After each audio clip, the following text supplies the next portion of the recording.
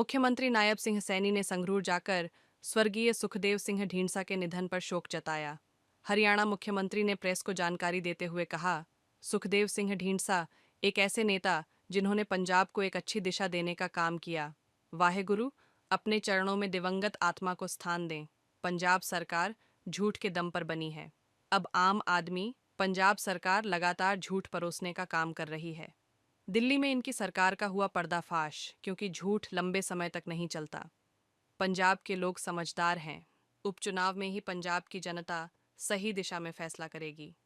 लोगों की सुविधाओं की जगह अपनी सुविधाओं पर सरकार का ध्यान केंद्रित कर रही है। लोगों का मानना है कि प्रधानमंत्री नरेंद्र मोदी के नेतृत्व में पंजाब भी गति से आगे बढ़ेगा। पंजाब सरकार ने केंद्र सरकार द्वारा दी जा रही सुविधाओं को पंजाब में लागू ही नहीं किया। देखिए, क्योंकि यहाँ पंजाब में जो सरकार चल रही है वो झूठ के दम के ऊपर सरकार बनी थी और झूठ लगातार परोसने का काम कर रही है। दिल्ली के अंदर उनका पर्दाफाश हो गया है, क्योंकि झूठ लंबे समय तक नहीं चलता। पंजाब के लोग समझ चुके हैं, पंजाब में अब इनका कोई जनाधार नहीं रहा। उपचुनाव में ही पंजाब के लोग इस बात को वो बता दें का काम करेंगे कि इस सरकार के प्रति पंजाब के लोगों का मोह भंग हो चुका है। क्योंकि हर क्षेत्र के अंदर अगर आप लोग देखेंगे, लोग तंग हैं। जो वायदे इन्होंने किए थे, उन वायदों के ऊपर ये पूरा नहीं उतरे, ये तो कहीं और लग गए। ध्यान लोगों की सुविधाओं की तरफ नहीं रहा, इन लोगों का ध्यान अपनी सुविधाओं की तरफ चला गया। और लोग समझते हैं, आज अगर हम हरियाणा में देखें, आदरणीय मोदी लगातार हर क्षेत्र के अंदर मजबूती से सरकार काम कर रही है। लोगों का विश्वास बढ़ा है और हम चाहते हैं मोदी जी के नेतृत्व के अंदर पंजाब भी गति से आगे बढ़ेगा। और लुधियाना का जो उपचुनाव है, हमारे जो वहां से प्रत्याशी हैं जीवन गुप्ता जी, वो चुनाव लड़ रहे हैं और लोगों ने मन बना लिया है। क्योंकि मैं पंजाब के अंदर घूमता रहता हूं, मैं जाता रहता हूं, लोग मुझे मिलते भी रहते हैं।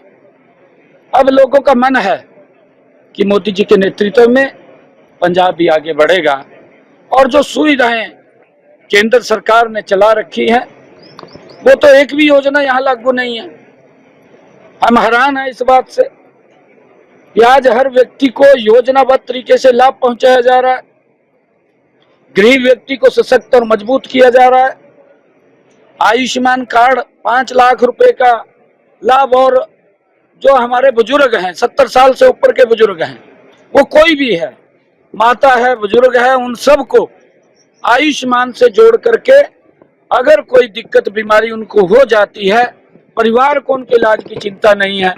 चिंता अगर हम हरियाणा के अंदर देखें तो नरेंद्र मोदी और हरियाणा सरकार को है, परंतु यहाँ लोग उससे वंचित हैं, उनको लाभ नहीं मिल रहा।